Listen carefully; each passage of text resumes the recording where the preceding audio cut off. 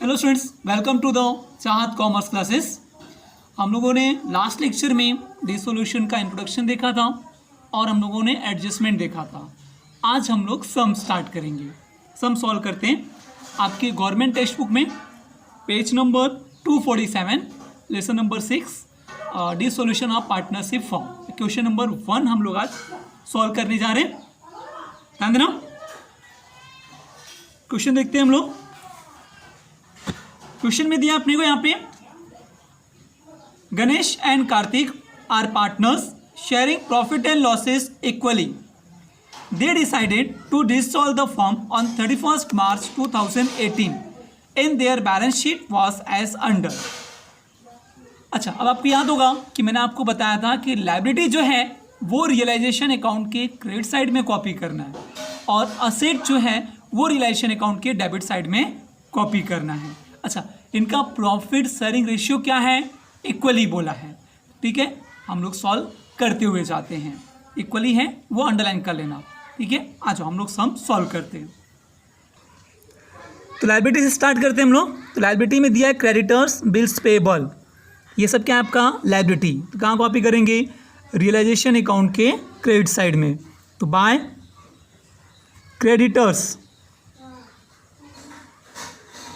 Value दिया आपको 18,400, 18,400। Bills payable by bills payable 5,600। इसके बाद रिजर्व फंड और फिर दिया आपको कैपिटल अकाउंट। तो रिजर्व फंड और कैपिटल अकाउंट किसका होता है? पार्टनर्स का होता है। तो हम लोग इसे पार्टनर्स को दे देते हैं। ध्यान देंगे आप लोग। ये आपका partners capital account. Liability side में पहले आ जाओ, सॉरी पार्टनर्स कैपिटल अकाउंट है, क्रेडिट साइड आ जाओ। यहाँ पे लिखेंगे हम लोग बाय बैलेंस ब्रॉट डाउन, यहाँ पर कैपिटल का वैल्यू आएगा। उसके बाद by reserve fund, reserve fund, reserve fund का वैल्यू दिया है 20,000 और उनका प्रॉफिट शेयरिंग रेशियो है इक्वली, मतलब हाफ हाफ। तो 20 का हाफ हाफ कितना होगा? 10,000, 10,000। अब जरा आप कैपिटल का अमाउंट देखो कितना दिया है। कैपिटल अकाउंट में गणेश का दिया है 40,000, कार्तिक का दिया है 80,000।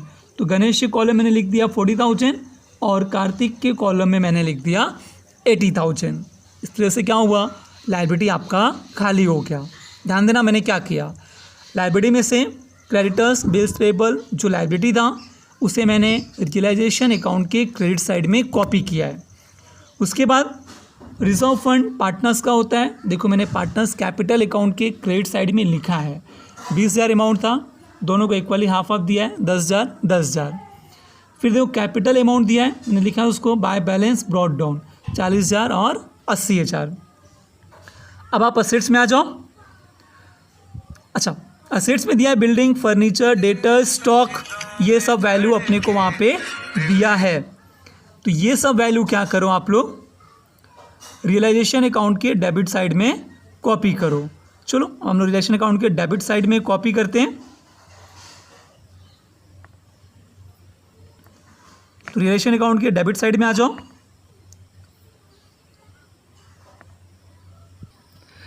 क्या लिखेंगे हम लोग रियलाइजेशन अकाउंट डेबिट साइड में? To sundry assets. अब इसके बाद 1 बाय 1 असेट्स का नाम लिखते जाओ। Building 88,000, furniture 12,000, debtors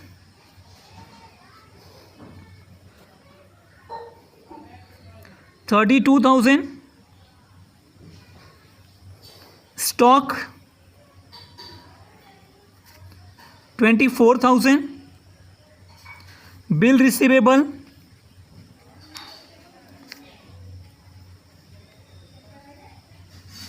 4,000।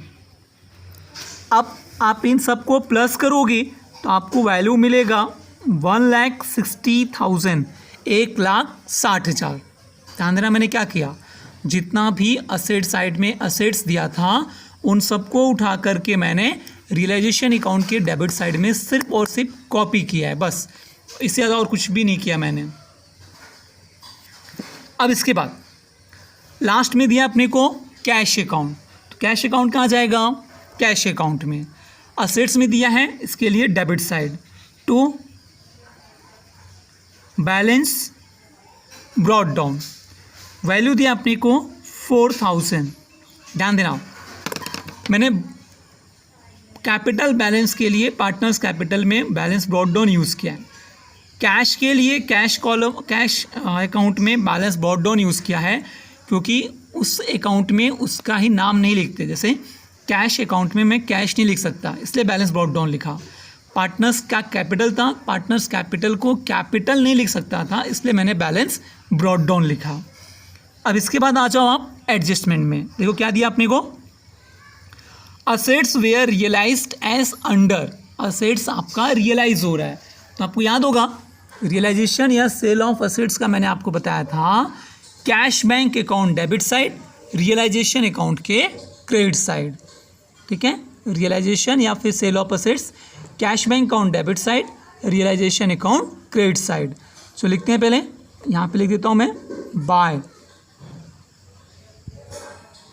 Cash account. देखो कौन सा असेट्स कितने में रियलाइज हुआ, बिल्डिंग आपका रियलाइज हो रहा है 82,000 में,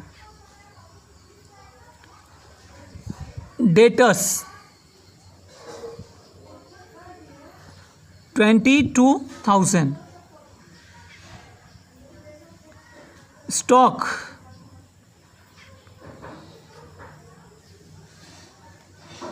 20,000, बिल रिसीवेबल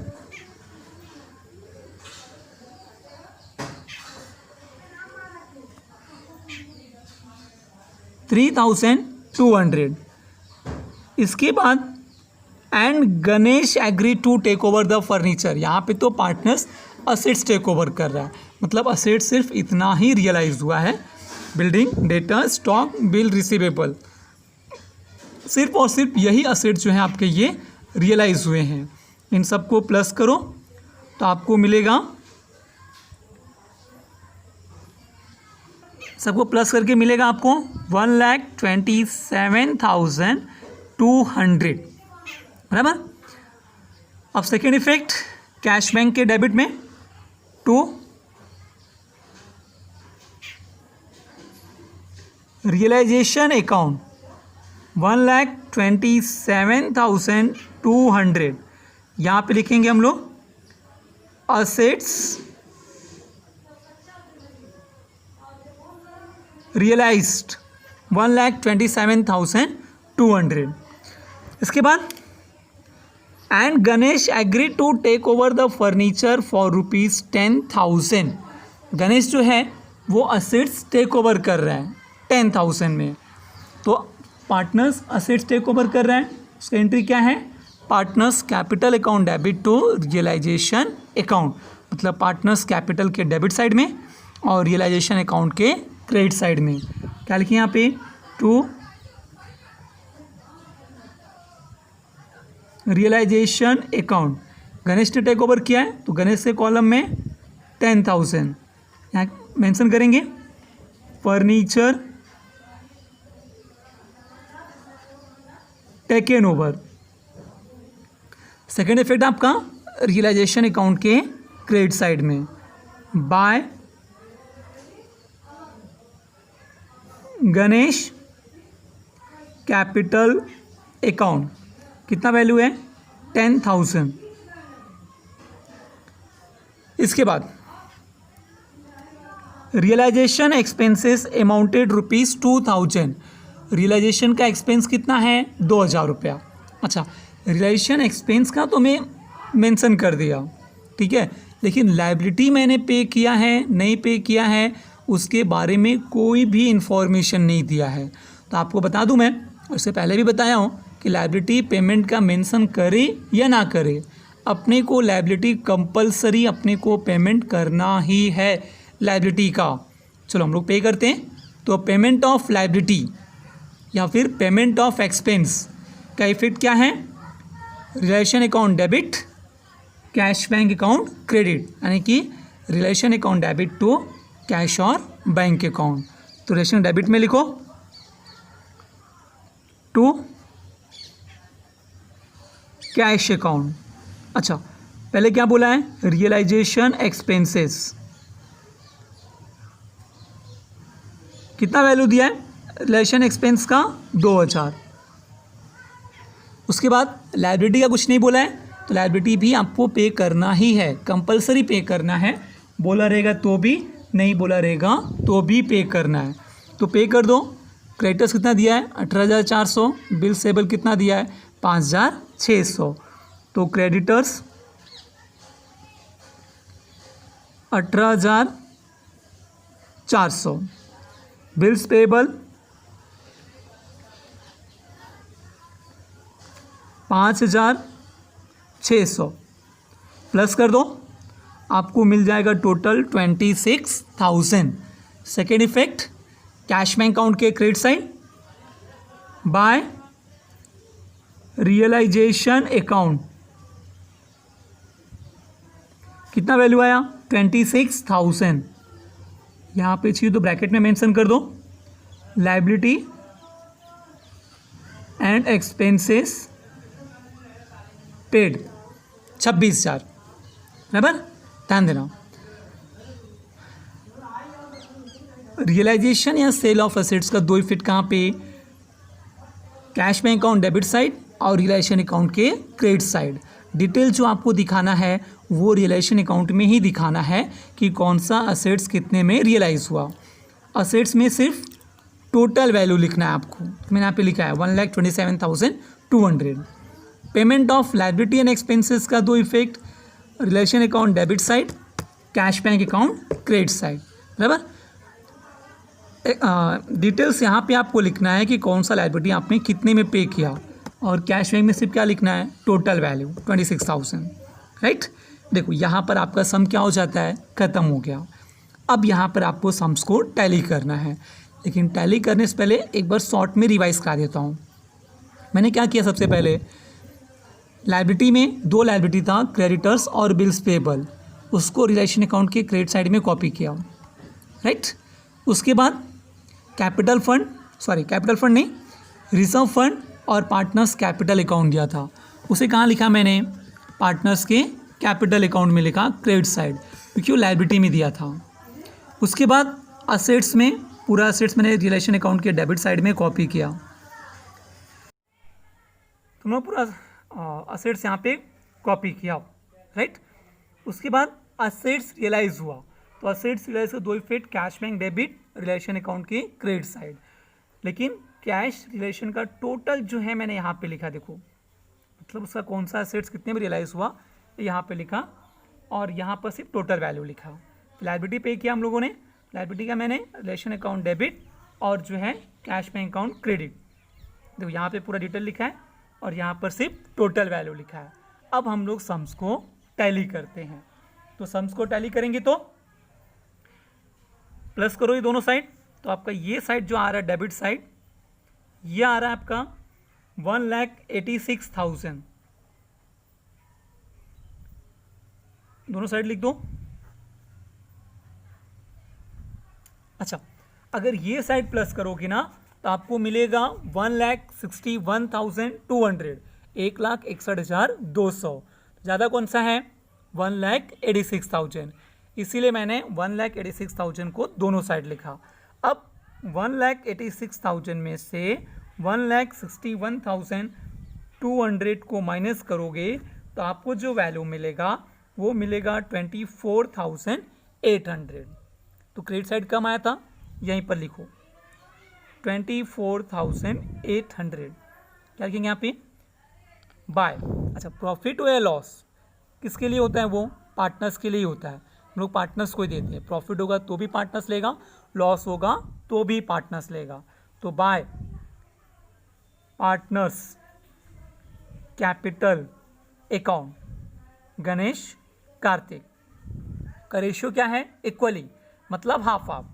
24,800 का हाफ करोगे तो आपको मिलेगा 12,400 और 12,400, 12,400 एंड 12,400।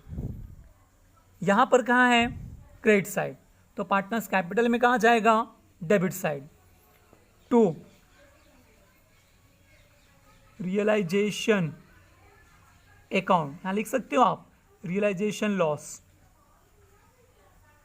कितना आया 12,400 गणेश का, 12,400 आपके कार्तिक का। अब इसके बाद आपको पार्टनर्स कैपिटल अकाउंट भी क्लोज करना है। चलो हम लोग क्लोज करते हैं। तो पहले यहाँ से मैं कार्तिक का ले रहा हूँ, 80 + 10 कितना हो रहा है 90,000। यहाँ पे कितना है 12,400, मतलब ये साइड ज़्यादा है, राइट। तो यहाँ पे लिखो 90,000। अब 90,000 में से 12,400 को माइनस करोगे तो आपको मिलेगा 77,600। इसके बाद अब गणेश का ले लो, 40 + 10 कितना हो जाएगा 50,000।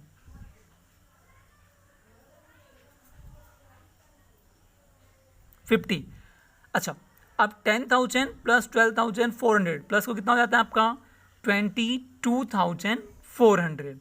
अब 22,400 में से 50,000 में से 22,400 को माइनस करो,